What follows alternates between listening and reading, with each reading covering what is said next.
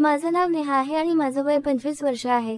माझे जेठ माझ्या नवऱ्याला त्यांच्या संपत्तीतून काहीच देऊ इच्छित नव्हते, कारण माझा नवरा त्यांचा सावत्र भाऊ होता. माझे जेठ एकटेच एक मोठ्या कारखान्याचे मालक होते, पण त्यांचे आरोग्य नेहमी बिघडलेले असायचे. डॉक्टरांनी सांगितलं होतं की त्यांना हृदयाचा गंभीर आजार आहे आणि ते कधीही आपल्याला सोडून जाऊ शकतात. जास्तीत जास्त 2 वर्षांपर्यंतच ते जगू शकतील, असं डॉक्टरांचं स्पष्ट मत होतं. मी माझ्या धाकट्या बहिणीला सुचवलं की तिने माझ्या जेठांशी लग्न करावं. 2 वर्षांनंतर जेव्हा ते मरण पावतील, तेव्हा त्यांच्या सर्व मालमत्तेची वारसदार त्यांच्या पत्नीच्या नात्याने तूच असशील. आणि मग आपण दोघी बहिणी भरपूर श्रीमंतीत जीवन जगू. माझ्या बहिणीने माझं ऐकलं आणि मी तिचं लग्न माझ्या जेठांशी लावून दिलं. पण लग्न झाल्यानंतर जेठ मात्र पूर्वीपेक्षा अधिकच तरुण दिसू लागले. 2 वर्ष उलटून गेली, पण जेठांचं काहीच झालं नाही. ते अजूनही जिवंत होते आणि अधिकच जास्त ठणठणीत होते. माझी बहीण सतत तक्रार करत राहायची की तुझे जेठ कधी मरतील. त्यांनी माझं आयुष्य अक्षरशः नरक केलं आहे. एक रात्री अचानक माझ्या बहिणीच्या खोलीतून किंकाळ्यांचा आवाज यायला लागला.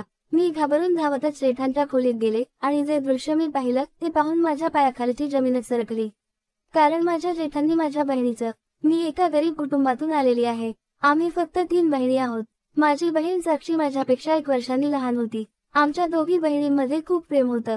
आम्ही एकमेकीशिवाय जेवणही करत नसे. आमचे आईवडील आमच्या प्रत्येक इच्छा पूर्ण करत आणि आमची खूप काळजी घेत. निसर्गाने आम्हा दोघींनाही खूपच सुंदर बनवलं होतं. मी जेव्हा कॉलेजमध्ये शिकत होते, तेव्हा माझ्याशी लग्न करण्यासाठी मुलांची रांग लागलेली असायची. मुलं माझ्याशी बोलण्यासाठी असुसलेली असायची, पण मी कोणालाही जवळ करत नसे.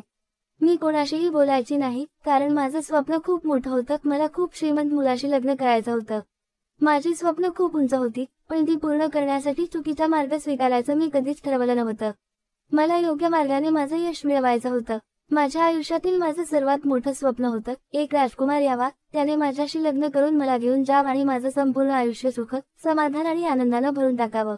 आजही मला तो दिवस आठवतो, जेव्हा कॉलेजमध्ये माझी एका मुलीशी ओळख झाली होती. ती एक श्रीमंत घरातून आलेली मुलगी होती, पण दिसायला फारशी सुंदर नव्हती.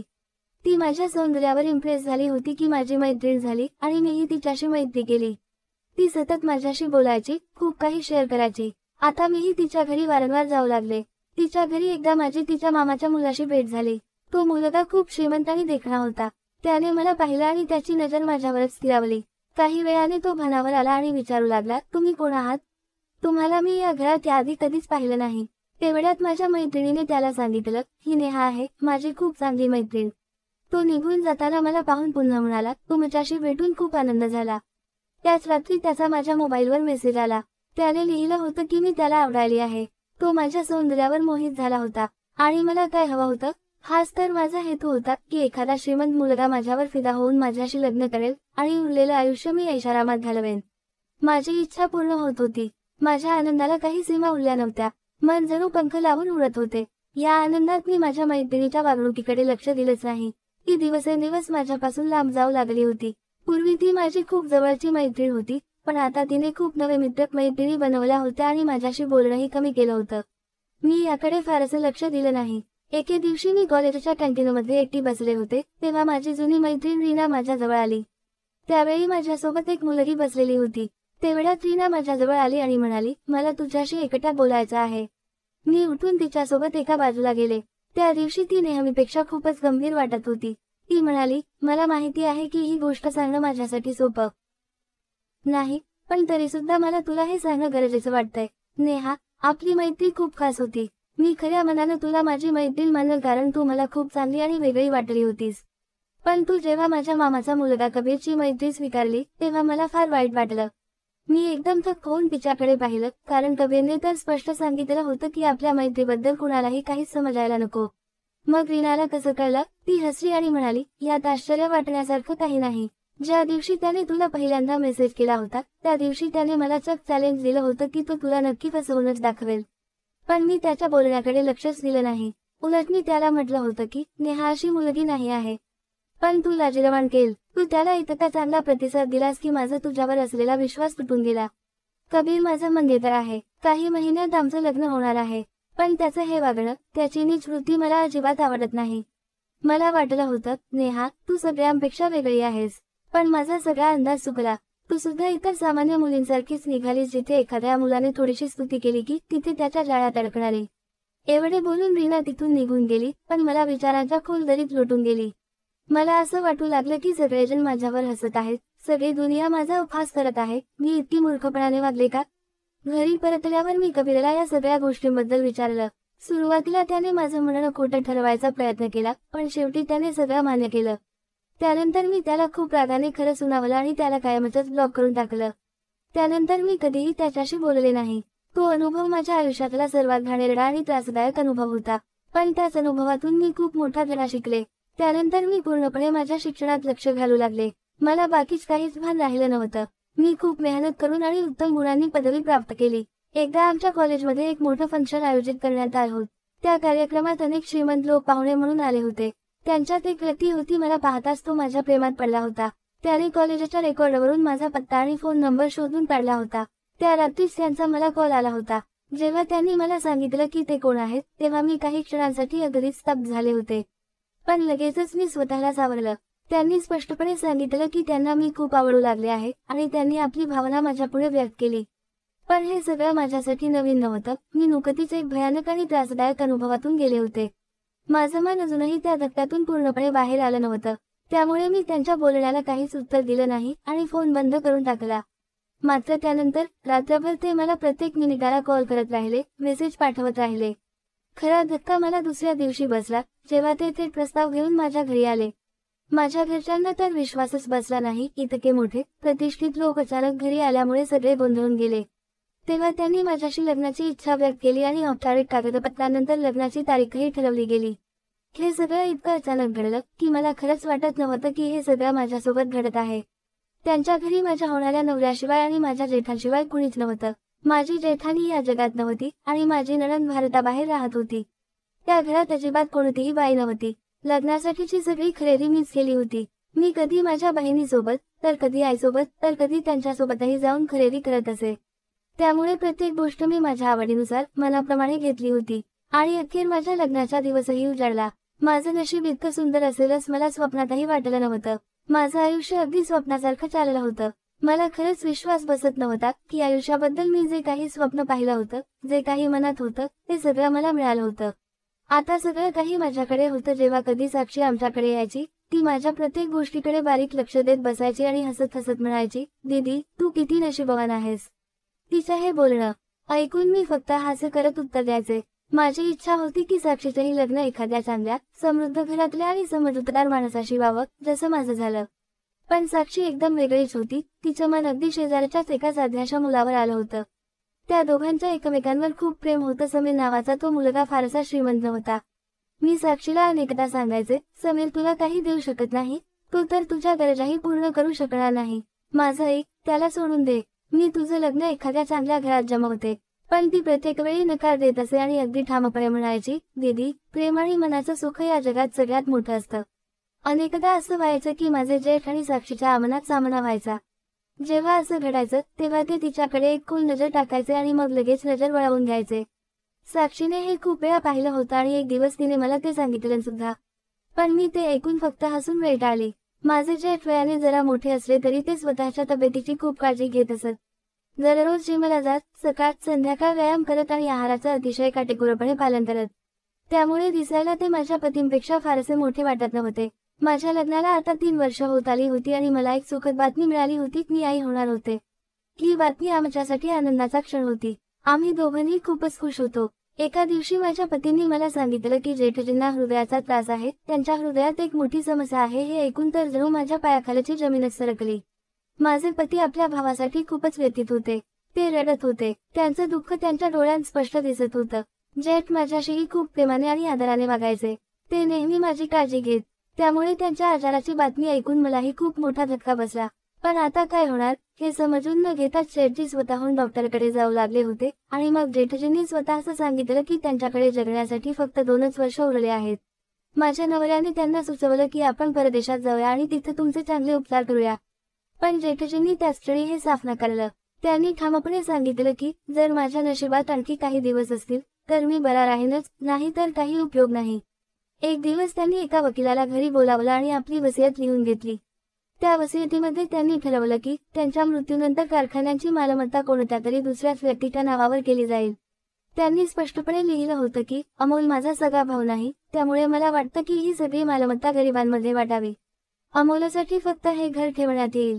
हे सगळं ऐकून आमच्या तर पायाखालची जमीनच सरकली. त्यांच्या जाण्यानंतर आमचं भविष्य अंधारात जाणार होतं. तेव्हा माझ्या डोक्यात एक कल्पना आली की मी माझ्या बहिणीचं लग्न जेठजींशी लावून देईन. शेवटी 2 वर्षांचाच तर प्रश्न होता. जेव्हा जेठजी जाणार तेव्हा त्यांच्या पत्नीच्या नात्याने सगळी मालमत्ता साक्षीच्या नावी होईल आणि मग आम्ही आरामात जीवन जगू. मी आणि अमोलने खूप प्रयत्न करून जेठजींना लग्नासाठी तयार केलं. जेव्हा मी ही गोष्ट साक्षीला सांगितली तेव्हा ती ऐकून हादरली.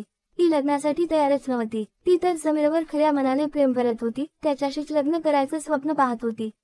पण मी तिला समजवण्यासाठी सर्वतोपरी प्रयत्न केला. शेवटी तिने माझं म्हणणं मान्य केलं. मग मी आई वडिलांशीही बोलले आणि त्यांनाही मोठ्या मुश्किलने तयार केलं. माझे पती आणि जेठ एकमेकांचे सावत्र भाऊ असल्याने साक्षीच्या जेठजींशी लग्न करायला कोणतीही अडचण नव्हती. साक्षीचं लग्न झालं आणि ती आमच्याच घरात सासरी आली आणि मग दिवसभराभर निघून जात होते. 2 वर्ष कधी निघून गेली हे समजलं सुद्धा नाही, पण जेठजींचं काहीच झालं नाही. मी आणि साक्षी दोघेही अस्वस्थ होतो. हे काय चाललं आहे? आम्ही तर अक्षरशः दिवस बोटावर मोजत होतो. पण जेठजी तर अजूनही हट्टेकट्टे होते, अगदी पूर्वीपेक्षाही जास्त. घरी असताना ते सगळा वेळ आपल्या पत्नीसोबत घालवत होते आणि जेव्हा ते कुठे बाहेर जायचे तेव्हा माझ्या मुलाला त्यांच्यासोबत बाहेर घेऊन जायचे. त्यांचं आपल्या पुतण्यावर खूप प्रेम होतं. सुरुवातीला साक्षी थोडी उदास वाटायची, पण आता तिला पाहून असं वाटत होतं की ती हळूहळू आपल्या आयुष्यात परत येते. पण आमच्या मनात सतत एकच विचार फिरत राहायचा, अखेर असं काय आहे की जेठजी आजारी असूनही त्यांचं काहीच होत नाही? तेव्हा मी साक्षीला सुचवलं, त्यांच्या मेडिकल रिपोर्ट शोध आणि बघ त्यात खरंच काय लिहिलं आहे. एक दिवस साक्षीच्या हातात एक फाईल लागली, पण तेवढ्यात अचानक जेठजी वर आले. तेव्हा मी ती फाईल साक्षीच्या हातातून घेऊन तात्काळ लॉकरमध्ये ठेवली आणि त्यांनी साक्षीला आपल्या खोलीत बोलावलं. एक गोष्ट जी मला आतून सतावत होती ती म्हणजे जेठजी कधीच साक्षीला डॉक्टरकडे घेऊन जात नव्हते. माझ्या मनात सतत संशयाचा एक किडा वळवळत होता. पण त्याहून जास्त चिंतेची गोष्ट म्हणजे माझे पती खूपच बेचैन आणि उदास राहू लागले होते. ते खूपच रागीट बनले होते. त्यांच्या आणि त्यांच्या मोठ्या भावामध्येही कुठल्या ना कुठल्या कारणावरून सतत वाद होऊ लागले होते. त्या दिवशी देखील दोघं खोलीत कुठल्या तरी गोष्टीवरून वाद घालत होते आणि अचानकच सगळे शांत झाले. माझ्या लक्षात आलं की इथे काहीतरी बरोबर नाहीये. पण मी विचारात पडले की माझ्या नवऱ्याला आपल्या भावाशी नक्की काय प्रॉब्लेम आहे. ते तर आपल्या भावावर खूप प्रेम करत होते, त्यांच्या प्रत्येक गोष्टीला मान देत होते. ते कधीच आपल्या भावाशी उंच आवाजात बोलत नव्हते आणि आता त्यांचं हे वागणं खूपच बदललेलं होतं. मी अनेक वेळा याबद्दल त्यांना विचारलं, पण त्यांनी कधीच मला नीट उत्तर दिलं नाही. आज जेव्हा ते खोलीत आले तेव्हा मी पुन्हा त्यांना हेच विचारलं. ते पहिल्यांदा गप्प राहिले, मग थोडंसं हसून म्हणाले, तुला माहितीये ना दादाच्या आजाराबद्दल? डॉक्टरांनी सांगितलं की ते फक्त 2च वर्षे जगणार आहेत. पण तेवढ्यात दारावर टकटक झाली. जेव्हा मी दरवाजा उघडला तेव्हा समोर साक्षी उभी होती. तिचा चेहरा फिक्का पडलेला होता. ती हळू आवाजात म्हणाली, दीदी, माझी तब्येत खूपच खराब आहे, प्लीज माझ्यासोबत हॉस्पिटलला चल. तिची अवस्था पाहून मी खूपच घाबरून गेले आणि तात्काळ तिला हॉस्पिटलमध्ये घेऊन गेले. पण जेव्हा डॉक्टरांनी जे सांगितलं ते ऐकून तर आमच्या पायाखालची जमीनच सरकली. साक्षी गरोदर होती. ही बातमी माझ्यासाठी एखाद्या वज्राघातासारखी होती. माझं डोकंच फिरून गेलं, पण साक्षी मात्र ही बातमी ऐकून खूपच आनंदी झाली होती आणि तिचा तो आनंद पाहून मी अजूनच हादरून गेले. घरी आल्यावर जेव्हा मी ही बातमी माझ्या नवऱ्याला सांगितली तेव्हा त्यांच्या चेहऱ्यावर अचानक जे रंग बदलले ते पाहून मी खूप घाबरले. त्यांच्या चेहऱ्यावर एक वेगळाच तणाव स्पष्ट दिसत होता. ते खूपच चिडलेले होते. मी त्यांच्याकडे पाहिलं, पण त्या क्षणी काही विचारणं किंवा काही बोलणं मला योग्य वाटलं नाही. मी शांतपणे लाईट बंद केला आणि झोपायचा प्रयत्न करत तसेच होऊन राहिले. पण दुसऱ्या दिवशी सुद्धा त्यांचं वागणं तसंच होतं. ते नाश्ता न करता सरळ घरातून बाहेर पडले. याच्या उलट माझे जेठ मात्र खूप आनंदी वाटत होते. ते आनंदातच ऑफिससाठी निघून गेले. मी मात्र सारखा कालच्या अर्धवट राहिलेल्या बोलण्याचा अर्थ लावण्याचा प्रयत्न करत होते. माझे पती मला काहीतरी सांगणार होते, पण साक्षी अचानक आल्यामुळे त्यांचं बोलणं अर्धवटच राहिलं होतं आणि मीही मग त्यांना विचारलं नाही. ते आजही काहीही न खाता निघून गेले आणि मी त्यांच्याबद्दल विचार करून चिंतेत पडले. मी त्यांना 2-3 वेळा कॉल केला, पण त्यांनी एकदाही माझा फोन उचलला नाही. मी आता साक्षीच्या होणाऱ्या बाळाबद्दल विचार करत होते. जर काही गडबड झाली आणि काही कारणास्तव जेठजींचं काही झालं तर साक्षी एकटी त्या बाळाला कशी सांभाळणार? तिची काळजी कोण घेणार? मी माझ्या आईवडिलांना काय उत्तर देणार? ते तर साक्षीच लग्न इतक्या वयस्कर पुरुषाशी लावायला तयार नव्हते, पण मीच त्यांना खूप समजावून सांगून तयार केलं होतं. आता त्यांच्यासमोर मी कोण कारण सांगणार? पण खरं सांगायचं तर मला सर्वात जास्त आश्चर्य साक्षीच्या वागण्यास वाटत होतं. ती अजिबात घाबरलेली नव्हती, उलट ती खूप शांत, समाधानी आणि सुखी वाटत होती. ती खूपच आनंदात दिसत होती. पण का हा बदल कसा झाला? खूप विचार करूनही मला हे सगळं काहीच समजत नव्हतं. काही दिवसांपूर्वी साक्षी खूपच अस्वस्थ दिसत होती, पण आज मी जेव्हा तिला जेठाजींच्या रिपोर्टबाबत विचारलं तेव्हा ती एकदम शांत झाली. तिनं माझ्या प्रश्नास काहीच उत्तर दिलं नाही आणि लगेच विषय बदलून टाकला. माझी बहीण साक्षी, माझे जेठ आणि माझे पती तिघांचं वागणं मला खूप अस्वस्थ करत होतं. त्यांच्या बदलत्या स्वभावामुळे मी खूप गोंधळले होते. हे सारं विचार करत करत मी अक्षरशः वेडी होत चालले होते, पण कुणीच मला खरं काही सांगायला तयार नव्हतं. अखेर इथे चाललं तरी काय आहे हेच मला काही केल्या समजत नव्हतं. काहीतरी होतं जे माझ्या डोळ्यासमोर घडत होतं, पण ते मला दिसत नव्हतं. मी आतून बेचैन झाले होते. या सगळ्याचा पडदा उघडण्याची मला एक वेगळीच घाई झाली होती. पण येणारे दिवस तर अजूनच धक्का देणारे ठरले. जेव्हा माझ्या नवऱ्याने एक दिवस अचानक सांगितलं, आपण नवीन घरात शिफ्ट होतो आहोत, या घरात आता माझं मन लागत नाही.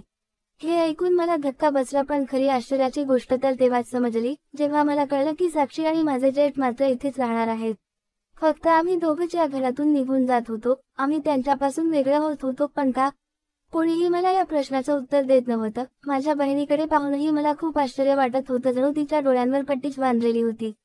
तिला काही जाणवतच नव्हतं, किंवा कदाचित ती जाणवूच देत नव्हती. माझ्या नवऱ्याची आणि त्यांच्या भावाची नेमकी काय बोलणी झाली ते मला अजूनही माहीत नव्हतं. आम्ही शेवटी नवीन घरी आलो. नवीन घर जुन्या घराच्या तुलनेने थोडंसं लहान होतं, पण त्याचं बांधकाम खूप छान होतं. हे घर सुद्धा माझ्या स्वप्नातल्या घरासारखंच भासत होतं. आम्हाला इथे येऊन बरेच दिवस झाले होते. ना आम्ही साक्षी किंवा माझ्या जेठांना भेटायला गेलो, ना तेच आमच्याकडे आले. मी जेव्हा याबद्दल नवऱ्याला विचारलं तेव्हा त्यांनी मला अगदी कठोरपणे सांगितलं, या विषयावर काहीही विचारू नकोस. मी पूर्ण दिवस विचारातच गुंतलेली असायचे. आजचा दिवस मात्र थोडा वेगळा होता. माझ्या नवऱ्याचा मूड थोडा छान वाटत होता, म्हणून मी ठरवलं की आज मी त्यांना विचारतेच. मी त्यांना शांतपणे विचारलं, त्या दिवशी जेव्हा मी साक्षीसोबत हॉस्पिटलमध्ये गेले होते तेव्हा तुम्ही काहीतरी सांगत होतात, ते काय होतं? माझं बोलणं ऐकून ते एकदम शांत झाले आणि मग म्हणाले, अखेर किती दिवस मी ही गोष्ट तुझ्यापासून लपवणार? आज तुला सांगतोच. सर्वात आधी मी दादाचा सख्खा भाऊ नाही. आणि दुसरी गोष्ट म्हणजे माझ्या भावाच्या बायकोचा मृत्यू आजपासून 5 वर्षांपूर्वी झाला होता. माझा भाऊ दुसरं लग्न करायचा विचार करत होता, पण मला लाज वाटायची. लोक काय म्हणतील की त्यांच्या मोठ्या भावाने इतक्या वयात लग्न केलं, म्हणून मी त्याला दुसरं लग्न करण्यास परवानगी दिली नाही. आणि मग मी तुझ्याशी लग्न केलं आणि माझ्या आयुष्यात समाधानी झालो. मग नंतर जेव्हा मला कळलं की माझ्या भावाला हृदयाचा त्रास आहे आणि तो फार दिवस जगू शकणार नाही, तेव्हा मी खूप काळजीत पडलो. पण मला एक आश्चर्याचा धक्का बसला की तो त्याची सर्व संपत्ती गरीब लोकांना देणार होता. म्हणून मी संपत्तीच्या लोभामुळे माझ्या भावाला दुसरं लग्न करण्यास भाग पाडलं. एक दिवस मी दादाच्या डॉक्टरांकडे गेलो, तेव्हा त्यांनी मला सांगितलं की तुमचा भाऊ एकदम ठीक आहे, फक्त त्यांना थोड्या वेदना झाल्या होत्या, ज्यासाठी मी त्याला औषध दिलं होतं. मग मी दादाला विचारलं तेव्हा त्याने सांगितलं की हे सगळं खोटं होतं आणि त्याने हे सगळं त्यासाठी सांगितलं कारण त्याला दुसरं लग्न करायचं होतं, म्हणून त्याने हे प्लॅन केलं. माझं तोंड आश्चर्याने उघडच राहिलं आणि म्हणूनच मी त्यांच्यावर रागावून इथे आलो. हे ऐकून मी म्हणाले, तुम्ही असं करायला नको होतं. त्यांनी जे केलं ते केलं, पण तुम्ही जे केलं ते चुकीचं आहे. दुसरं लग्न ते करू शकतात, पाप करण्यापेक्षा माणसाने लग्न करावं. त्यांनी जे केलं ते काही चुकीचं नव्हतं. माझी बहीण साक्षी आता माझ्या जेठासोबत आपलं जीवन घालवू इच्छित होती. दुसऱ्या दिवशी आम्ही त्यांना भेटायला गेलो. ते आम्हाला पाहून खूप आनंदी झाले. साक्षीला आनंदी पाहून मला समजलं की तिला सत्य माहीत आहे आणि तिने ते सत्य स्वीकारलं आहे.